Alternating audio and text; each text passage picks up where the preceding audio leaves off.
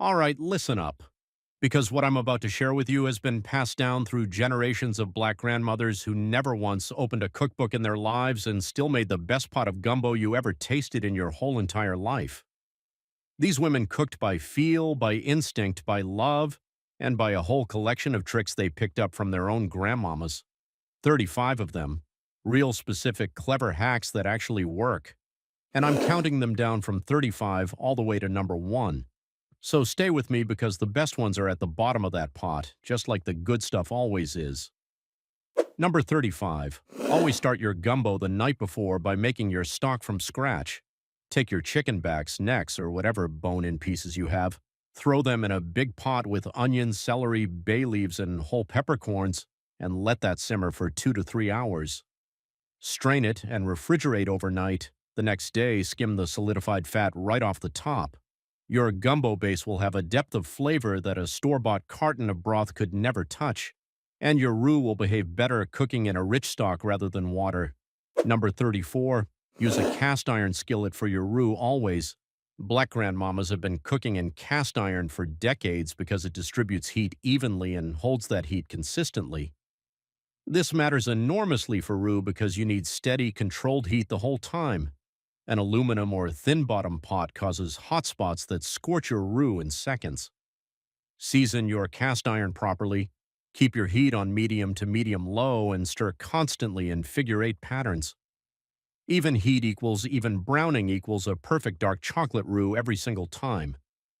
Number 33. Toast your flour before you even touch the oil.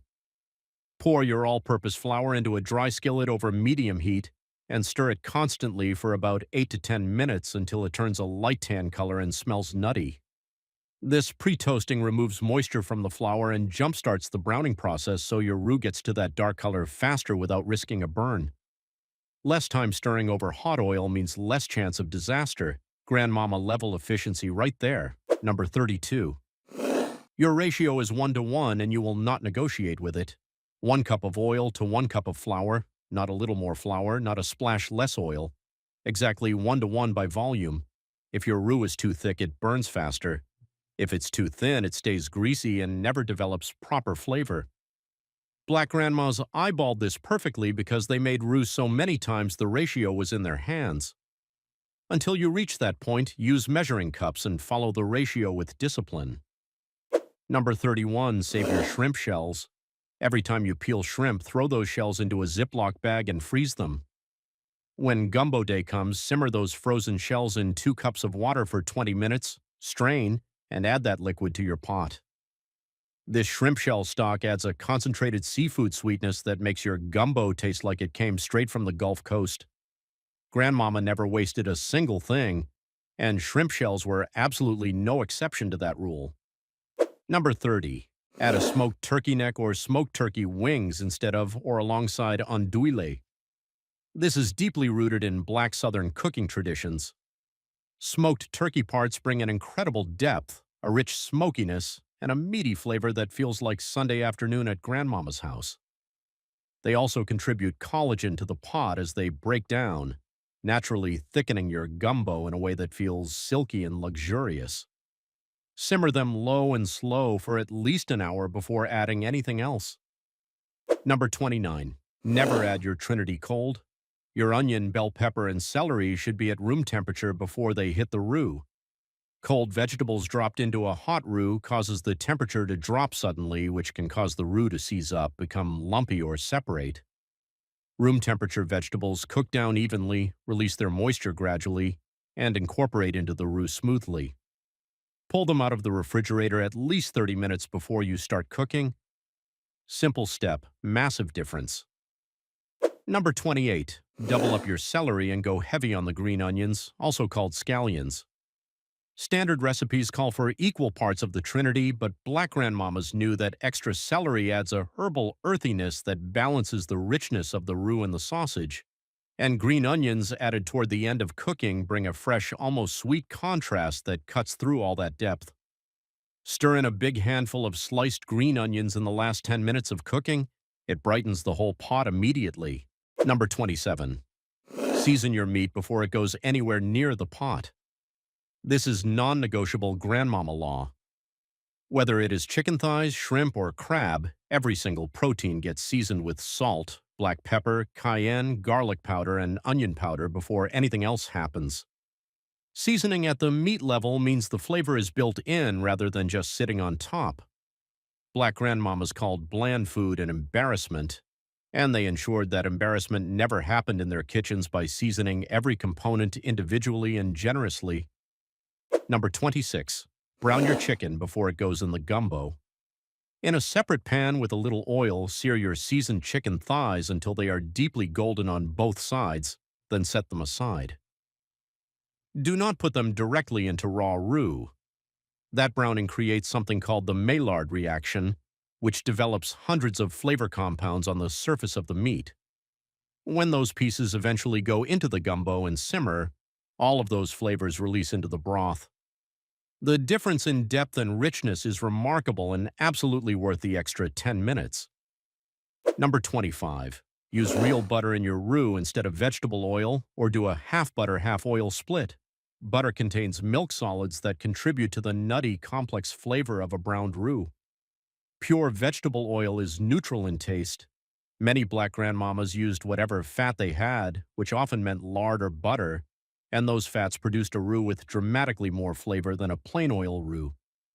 If you go all butter, watch your heat carefully because butter burns faster than oil. The half and half method gives you that flavor with a little more forgiveness. Number 24. File powder goes in at the very end, never during cooking. File powder is ground sassafras leaves, and it acts as a thickener and adds a unique earthy, slightly herbal flavor that is iconic in Louisiana Creole and Black Southern gumbo.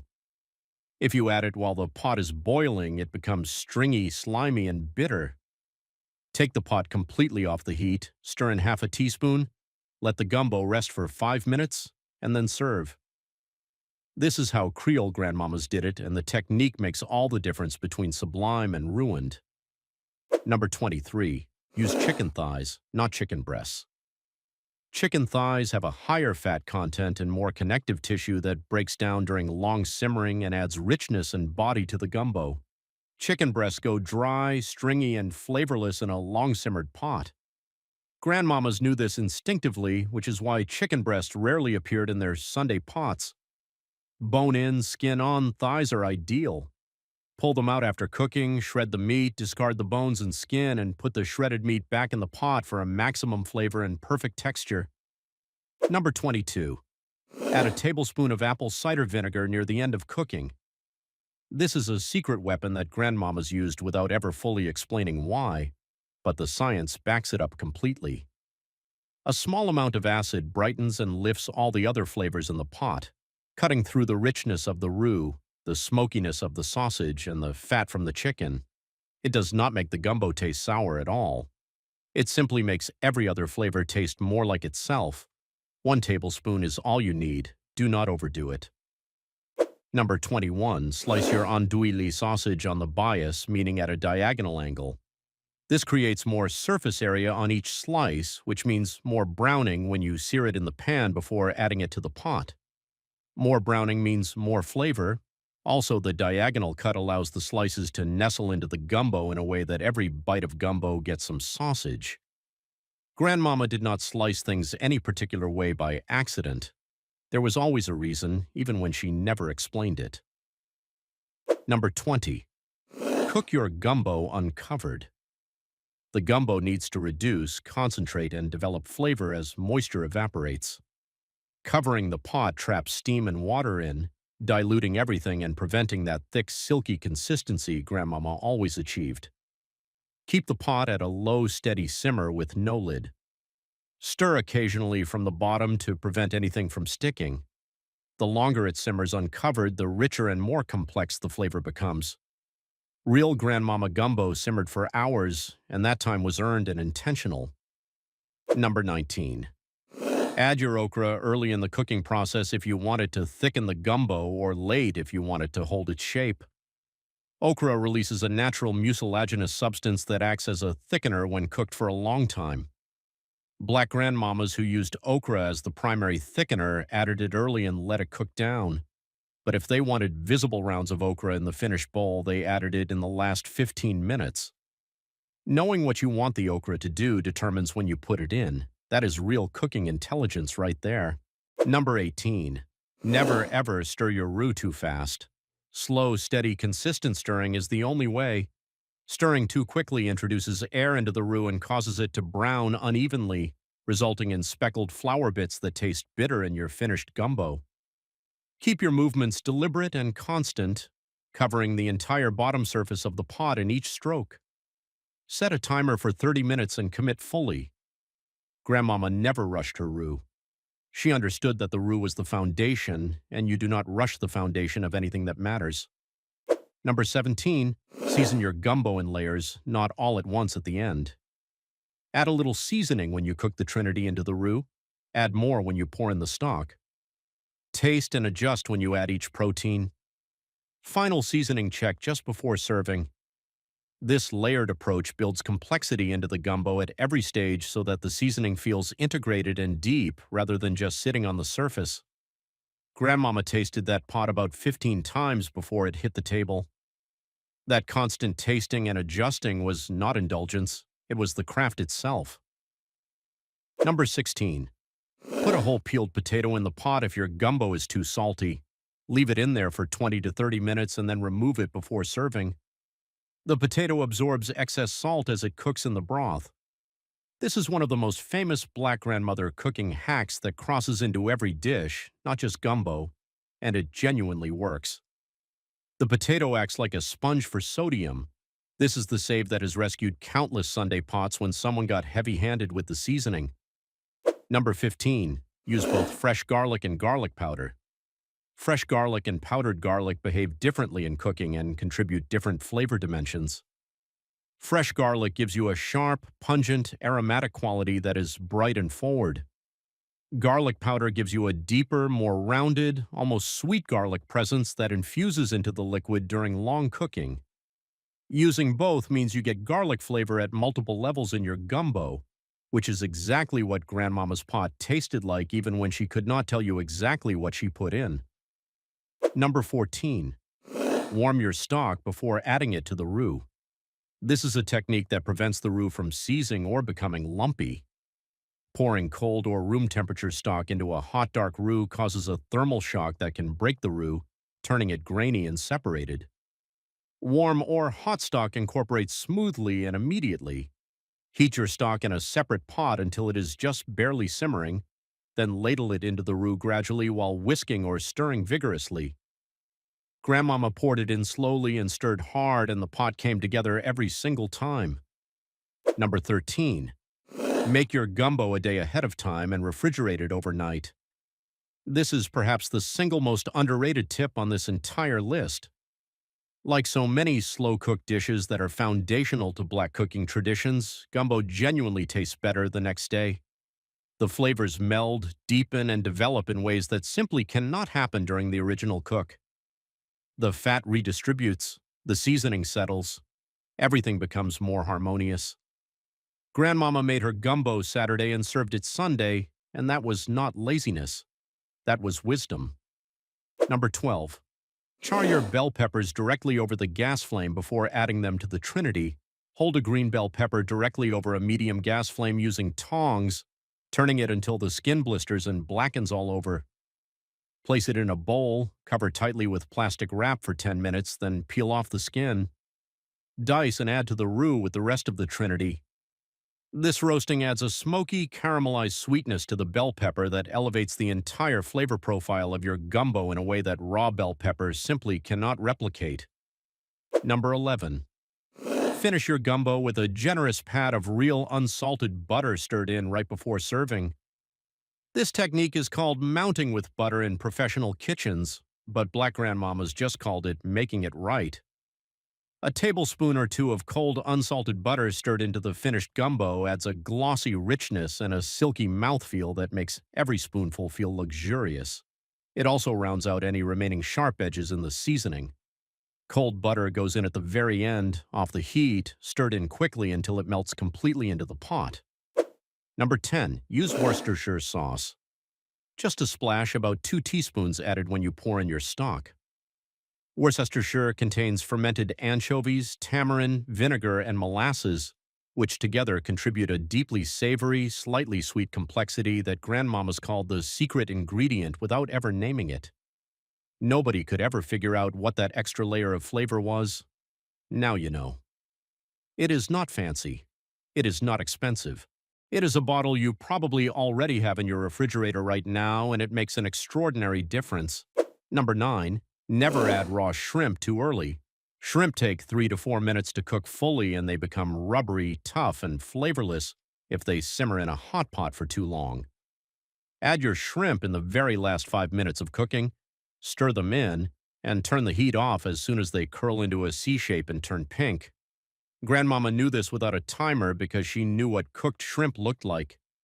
This single timing discipline is what separates a pot of gumbo with beautiful tender shrimp from one where the shrimp taste like pencil erasers.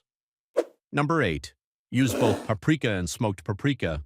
Regular paprika adds color and a mild sweet pepper flavor.